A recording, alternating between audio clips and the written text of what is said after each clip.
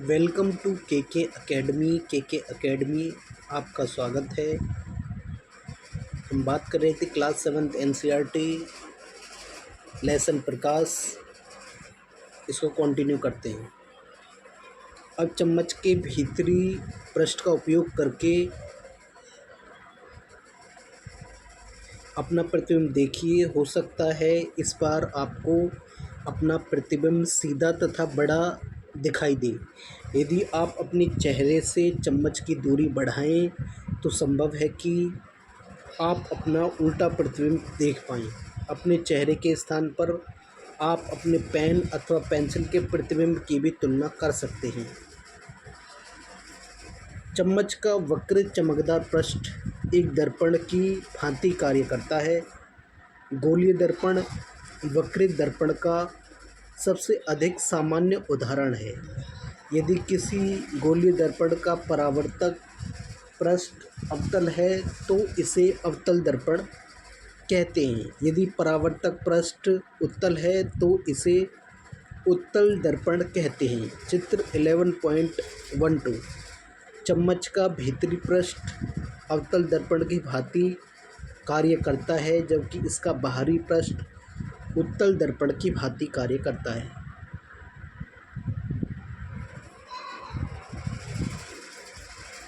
परावर्तक पृष्ठ ए अवतल तथा बी उत्तल।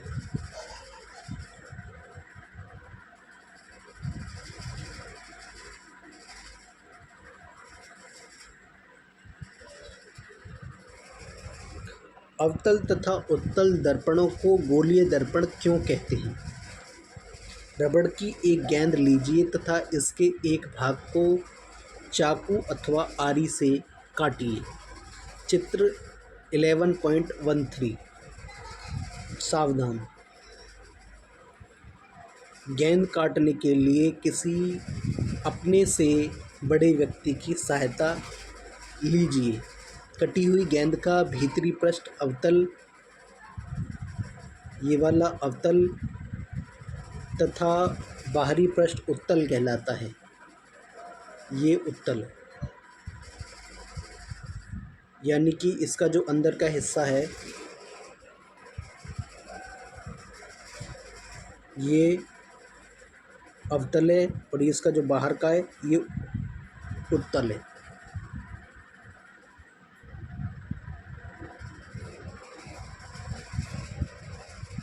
हम जानते हैं कि किसी बिंब का समतल दर्पण द्वारा बना प्रतिबिंब पर्दे पर प्राप्त नहीं किया जा सकता। आइए देखें कि क्या अवतल दर्पण द्वारा बने प्रतिबिंबों के लिए भी सही है। क्रियाकलाप 11.6 चेतावनी। क्रियाकलाप 11.6 सूर्य के प्रकाश में किया जाना है। सावधान, कभी भी सूर्य को या इसके प्रतिबिंब को सीधे मत देखिए, क्योंकि इससे आपकी आँख खराब हो सकती हैं। आप सूर्य के प्रतिबिंब को किसी पर्दे या दीवार पर बनाकर देख सकते हैं। एक अवतल दर्पण लीजिए, इसके परावर्तक पृष्ठ को सूर्य की ओर रखकर पकड़िए। दर्पण से परावर्तित प्रकाश को एक कागज़ की शीट पर प्राप्त करने का प्रयत्न कीजिए। कागज़ की शीट को तब तक आगे पीछे समायोजित कीजिए जब तक कि आपको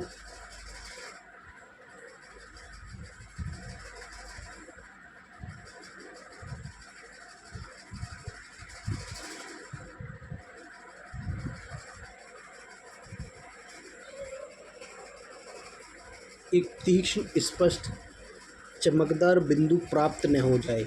चित्र 11.14 अवतल दर्पण सूर्य का वास्तविक प्रतिबिंब बनाता है। एक तीक्ष्ण चमकदार स्पष्ट चमकदार बिंदु प्राप्त न हो जाए। दर्पण तथा कागज़ की शीट को कुछ मिनट के लिए स्थिर रखिए। क्या कागज़ जलना प्रारंभ कर देता है? यह चमकदार बिंदु वास्तव में सूर्य का प्रतिबिंब है। ध्यान दीजिए, यह प्रतिबिंब पर्दे कागज शीट पर बन रहा है। ये वाला प्रतिबिंब पर्दे पर बनने वाले प्रतिबिंब को वास्तविक प्रतिबिंब कहते हैं। स्मरण कीजिए कि क्रियाकलाप 11.2 में समतल दर्पण द्वारा बने मोमबत्ती की लौ के प्रतिबिंब को पर्दे पर प्राप्त नहीं किया जा सकता था। इस प्रकार के प्रतिबिंब को आभासी प्रतिबिंब कहते हैं। आइए अब अवतल दर्पण द्वारा बने मोमबत्ती की लौ के प्रतिबिंब को पर्दे पर प्राप्त करने का प्रयत्न कीजिए।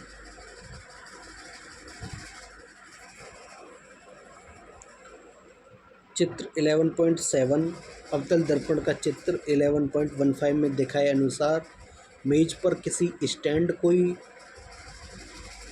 स्थिर रख सके का उपयोग किया जा सकता है।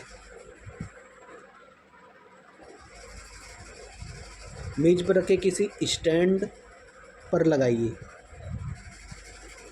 कोई प्रबंध जो दर्पण को स्थिर रख सके का उपयोग किया जा सकता है।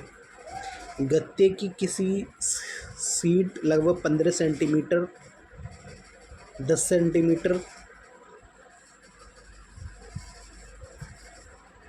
लगभग 15 सेंटीमीटर या 10 सेंटीमीटर पर एक सफ़ेद कागज़ चिपकाइए। मेज पर एक जलती हुई मोमबत्ती दर्पण से लगभग 50 सेंटीमीटर की दूरी पर रखिए।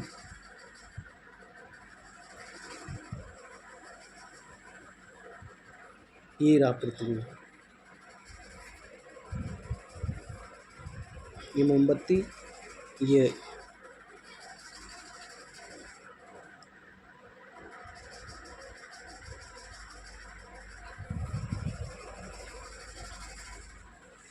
पर्दे पर मोमबत्ती की लौ का प्रतिबिंब प्राप्त करने का प्रयत्न कीजिए।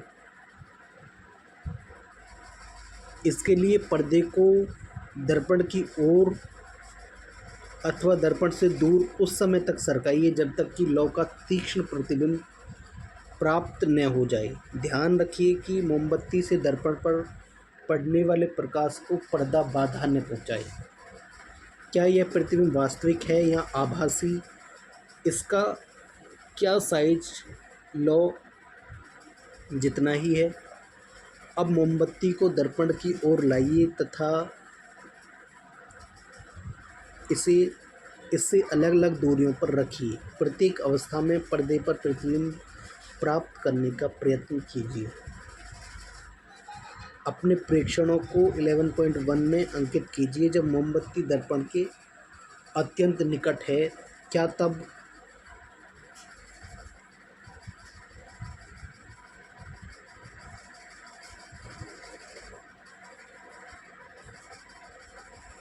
तब भी प्रतिबिंब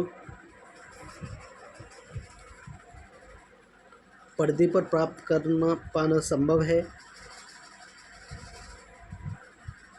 11.6 में अवतल दर्पण द्वारा बना आभासी प्रतिबिंब।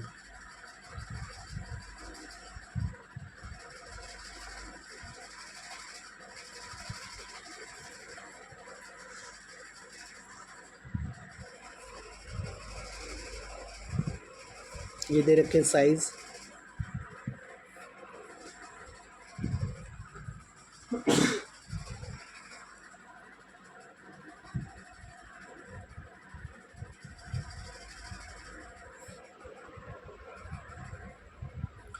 हम देखते हैं कि एक अवतल दर्पण द्वारा बना प्रतिबिंब साइज में बिंब से छोटा या बड़ा हो सकता है। प्रतिबिंब वास्तविक अथवा आभासी भी हो सकता है। अवतल दर्पणों का उपयोग अनेक प्रयोजनों के लिए किया जाता है। संभवतः आपने डॉक्टरों को आँख, कान, नाक तथा गले का निरीक्षण करते समय अवतल दर्पण का उपयोग करते देखा होगा।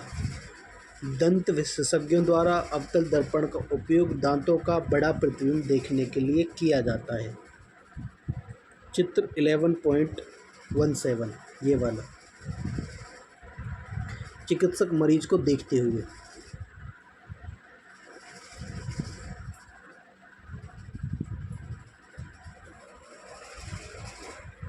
कार टॉर्च कारों तथा स्कूटरों के अग्रती परावर्तक पृष्ठ की आकृति भी अवतल है।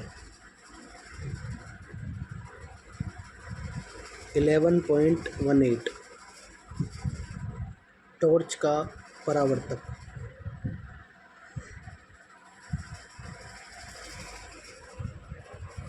बूझो ने अपनी नई साइकिल की घंटी के चमकदार पृष्ठ में अपना प्रतिबिंब देखा।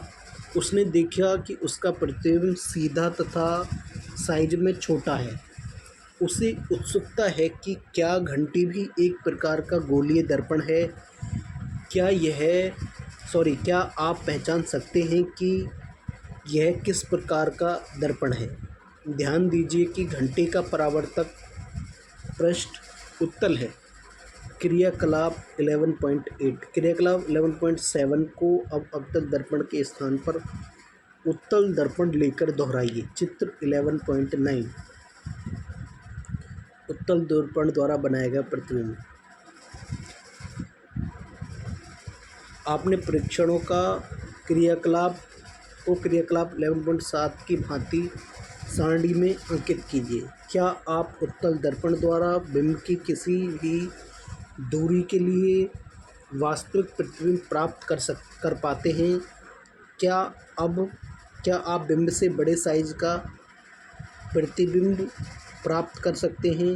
क्या अब आप वाहनों के पार्श्व दर्पण साइड मिरर में उपयोग किए जाने वाले दर्पणों को पहचान सकते हैं? ये उत्तल दर्पण है। उत्तल दर्पण अधिक क्षेत्र के दृश्य का प्रतिबिंब बना सकते हैं। अतः ये चालकों को पीछे के अपेक्षाकृत अधिक क्षेत्र के वाहनों को देखने में सहायता करते हैं।